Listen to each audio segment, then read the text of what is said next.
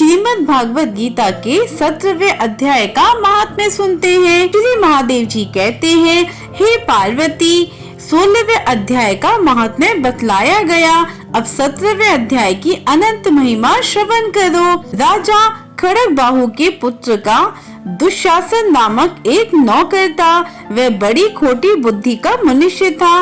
एक बार वह मांडलिक राजकुमारों के साथ बहुत धन की बाजी लगाकर हाथी पर चढ़ा और कुछ ही कदम आगे जाने पर लोगों के मना करने पर भी वह मूढ़ हाथी के प्रति जोर जोर से कठोर शब्द करने लगा। उसकी आवाज सुनकर हाथी क्रोध से अंधा हो गया और दुशासन पैर फिसल जाने के कारण पृथ्वी पर गिर पड़ा।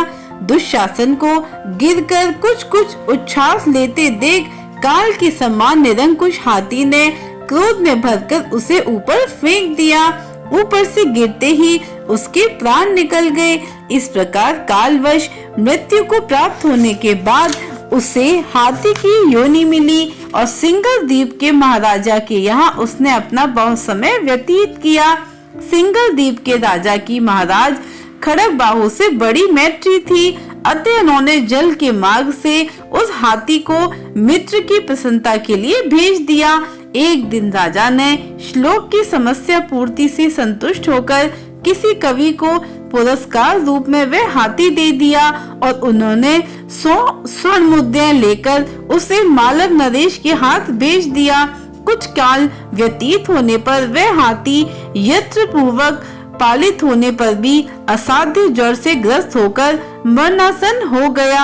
हाथी वालों ने जब ऐसी शोचनीय अवस्था में देखा तो राजा के पास जाकर हाथी के हित के लिए शीघ्र ही सारा हाल कह सुनाया।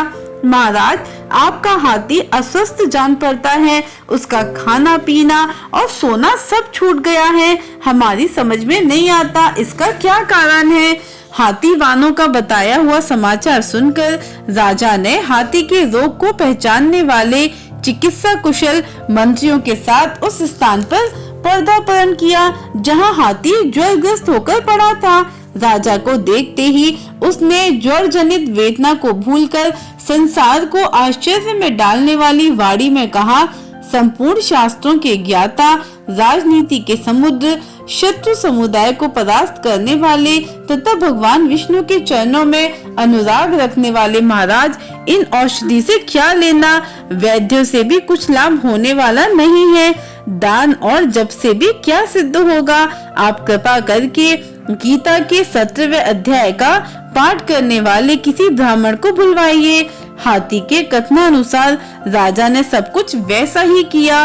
तदनंतर गीता पाठ करने वाले ब्राह्मण ने जब उत्तम जल को अभिमंत्रित करके उसके ऊपर डाला, तब दुशासन गज योनि का परित्याग करके मुक्त हो गया। अजा ने दुशासन को दिव्य विमान पर आरूढ़ एवं इंद्र के समान तेजस्वी देखकर पूछा, तुम्हारी पूर्व जन्म में क्या जाति थी, क्या स्वरूप था, कैसे आचरण थे और किस कर्म से तुम यहाँ हाथी होकर आए थे? ये सारी बातें मुझे बताओ। राजा के इस प्रकार पूछने पर संकट से छूटे हुए दुशासन ने विमान पर बैठे ही बैठे स्थिरता के साथ अपना पूर्व जन्म का उपयुक्त समाचार यथावत कहा सुनाया। तत्पश्चात नरश्रेष्ठ मालव नरेश भी गीता के 17वें अध्याय का पाठ करने लगे। इससे थोड़े ही समय में उनकी मुक्ति हो गई। जय श्री गणेश, जय श्री श्याम, जय श्री राधे।